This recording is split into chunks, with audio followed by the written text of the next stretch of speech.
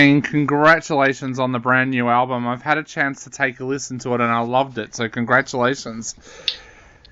Thank you so much. Glad you like it. Thank you. So tell us a little bit about this album. Was there a goal in mind that you guys had when you sat down to first start working on this album? Well, I just think the album sort of happened gradually. It was never something that we discussed that much. It was, it's kind of hard to explain because, I mean, when we finished the touring cycle for Overgivenheten, our previous album, that's right when COVID hit, and I felt that I needed a break, so the timing worked out. Of course, I didn't wish a pandemic to come in, but the timing wise, I needed a break, and so I needed to distance myself from music a little bit, and which I haven't done in 20 years. I was going to say, because it's been a never-ending sort of journey, and I think that did a lot of good things for me because I could sort of distance myself from the music and then sort of gradually approach songwriting again for a possible new album. And meanwhile, David had a very sort of creative phase where he just kept going and writing songs. So he produced a lot of songs during COVID, and in the end I sort of had to sort of force start my engines a little bit, in order to get in the mood. And at the beginning, it felt weird that I had to force myself. Like, what is this? Have I lost it? And, am I going to be able to go back being that person again? But once I opened that door, a lot of good things came out, and I think the actual distance to the music and actually getting to know myself as just being Bjorn for a while, I did some good things, and a lot of good melodies came out. It was like a never-ending well of melodies and emotions running through the songs. I was very happy about that, so I sort of rediscovered, the sort of that world again, I guess. Yeah. You mentioned taking a break. How did you escape, if you don't mind me asking? Was there somewhere that you went to get away from it all, or did you just take time at home to relax and rejuvenate?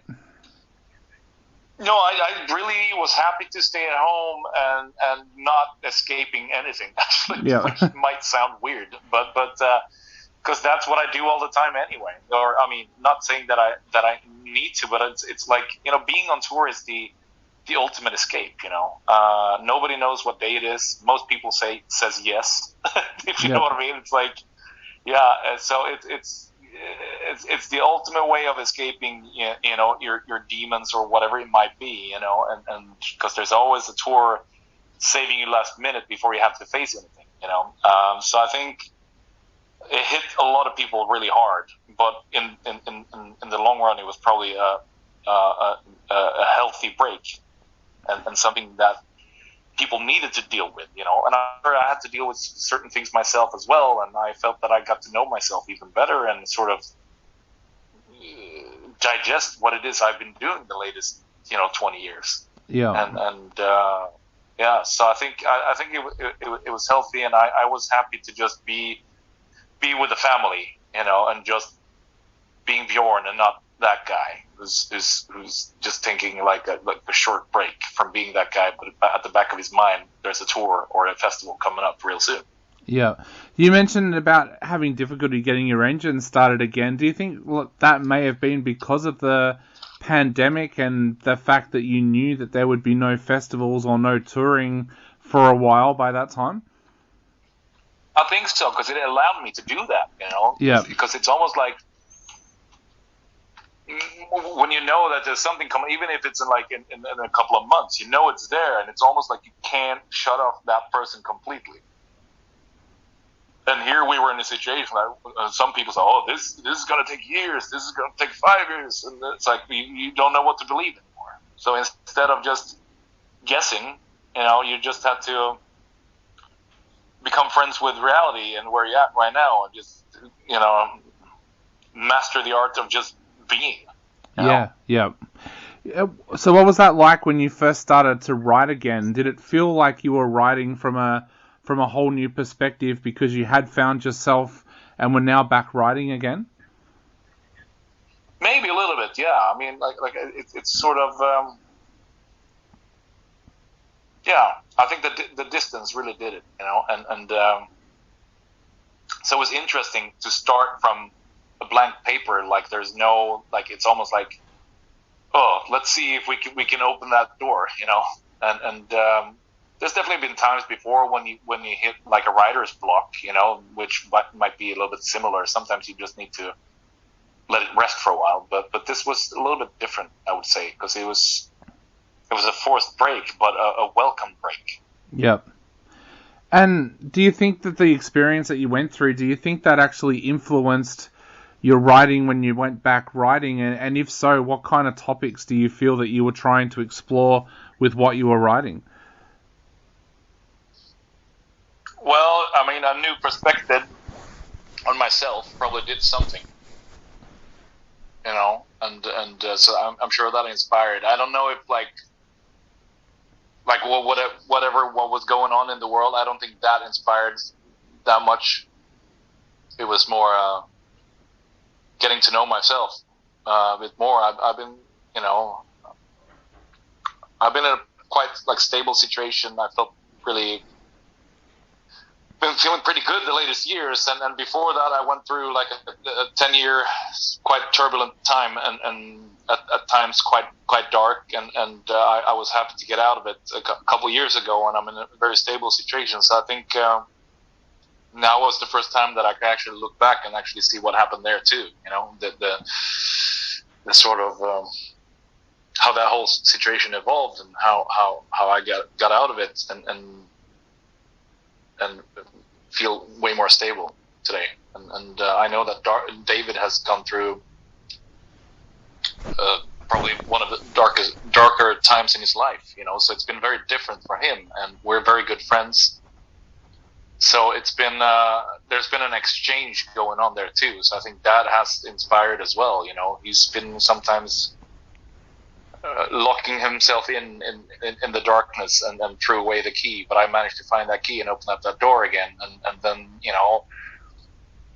so that's also been like a beautiful exchange there, but a very dark one, and then he's been trying to escape reality, and I was fine being stuck in reality, and he's asking me to tag along, and meanwhile I'm sort of pulling him down, so it's pulling him down in a way where, I mean, like being more grounded, if you know what I mean, not pulling in a like a negative way. Yeah. So yeah, it's been an interesting journey, to say the least.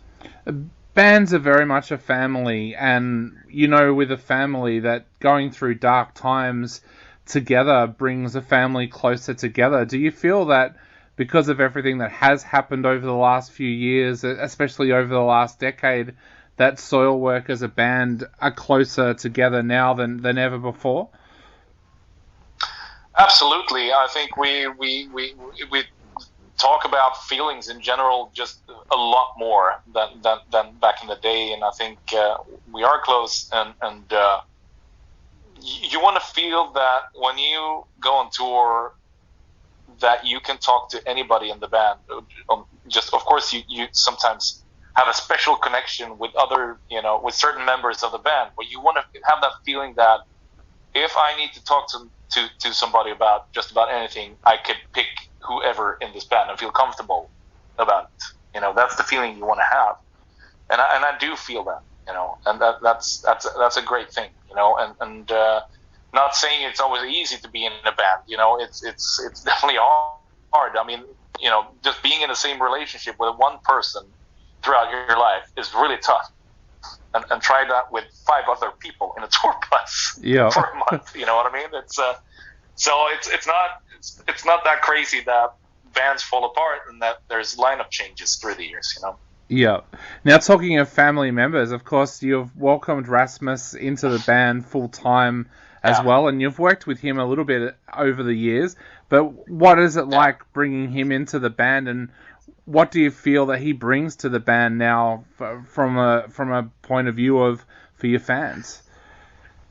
Yeah, I mean, he's a brilliant human being. I would consider him the glue in the band, if you know what I mean. He just glues personalities together. You know, he's a social genius, very emotionally intelligent, and a brilliant bass player on top of that. You know, that's what more can you ask for? You know, it's a great addition to the band, and so I think it's going to make the band even stronger. Yeah. Now, we mentioned before about the pandemic forcing you off the road. How did it change how you put this album together? Because I understand that most of this album was put together in just 3 sessions. Yeah, I mean, we spread things out a little bit. You know, in the past, we have mostly booked the studio for, 6 weeks or so, and I found it very hard to stay sort of focused for that long, and giving each and every song the attention it deserves, and so I think this forced break gave us the time to spread things out, and I think it was really good for us, because we could get some distance to the sessions, and I, on purpose, I sort of shut the door completely once we're done with. Let's say if we recorded for a weekend or a long weekend or a week, once we were done, I shut the door. I didn't want to get any, rough mixes from the producer or listen back. It's like, no, I'm just going to give it a break and then get back to it when we enter the studio again. And then, coming back and listen to the songs that we recorded. Like, wow, this is what we did. This is amazing, and it gave, and it also sort of sparked ideas, that got added, because you got some distance to the songs. So I think that was, that definitely did something, that we managed to stay focused while we're in the studio rather than sort of trying to force ourselves to stay focused for 6 weeks straight, Yeah. Is that something you'll carry on into the future? Like, I've had a few artists actually tell me that they've loved the fact that during this time they've been able to spend 6 months or 8 months on an album rather than 6 weeks. Is that something that you can see that you would like to do in the future? Give yourself longer to work on albums? I think so. I mean, if I think it would be good, because it gives you some time to we tour quite a bit, and getting a year or a year and a half off and get some time with the family, and then meanwhile also doing an album and sort of spread it out. I think that would be very good, so I think that's something that we're going to try to do. Now, you worked with Thomas Johansson again on this album. I think this is the 3rd album that he's worked on with you. Tell us a little bit about Thomas. Why is he a producer that you guys seem to enjoy working with so much?